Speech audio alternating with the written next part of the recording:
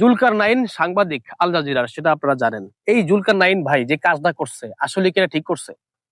জামাত একটি মিথ্যার আশ্রয় নিয়ে তাদের নাম বলে চালিয়ে দেওয়ার চেষ্টা করছিল চীনা দূতাবাস কর্তৃক, যে 1000 পরিবারকে, ঢাকাতে 1000 পরিবারকে তারা ঈদ সামগ্রী দিচ্ছিল, এবং খুব ওজন, মানে বস্তা এবং কার্টুন সহ দেখলাম যে বেশ কিছু সামগ্রী সেখানে দেখা গিয়েছে। এবং এই জিনিসটাকে জামাত নিজেদের ভাবে বা নিজেদের দলীয় কার্যক্রমের নামে চালিয়ে দেওয়ার চেষ্টা করছিল।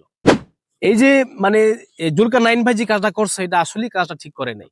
কারণ জামাত হচ্ছে জান্নাতের সার্টিফিকেটধারী একটি দল, তারা কখনোই ধোঁকাবাজের আশ্রয় নিতে পারে না। ব্যাপারটা আমার কাছে এমন মনে হইলো যে জামাতের আমির সাহেব যখন দূতাবাসের পক্ষ থেকে ইনভাইটেশন পেয়েছে, তখন তারা বিভিন্ন কৌশলে তাদের কর্মীদেরকে, তাদের নেতা কর্মী যারা আছেন, তারা ভক্ত সাপোর্টার প্রত্যেককে দাওয়াত দিয়েছে, তোমরা অমুক জায়গায় চলে আসবা, সেখানে জামাতের পক্ষ থেকে বিশাল বিশাল ঈদ সামগ্রী দেওয়া হবে, অনেক অনেক কিছু সেখানে পণ্য দেওয়া হবে, ঈদ সামগ্রী দেওয়া হবে, তোমরা সেখানে চলে আসবা। এবং সাংবাদিকরা প্রশ্ন করেছিলেন যে আপনারা পেয়ে কেমন লাগছে আপনাদের কাছে? তারা বলছে যে বিএনপি কে ভোট দিচ্ছি, বিএনপি আমাদের কিচ্ছু দেয়নি, জামাত আমাদেরকে দিয়েছে। অথচ এটা জামাত দেয়নি, দিয়েছে কারা?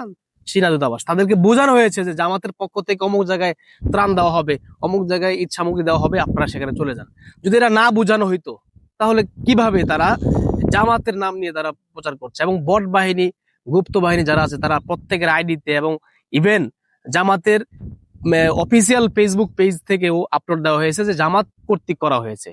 তো এটা আপনারা কিভাবে দেখছেন? আমার কাছে ব্যাপারটা খুবই দুঃখজনক এবং হাস্যকর মনে হয়েছিল।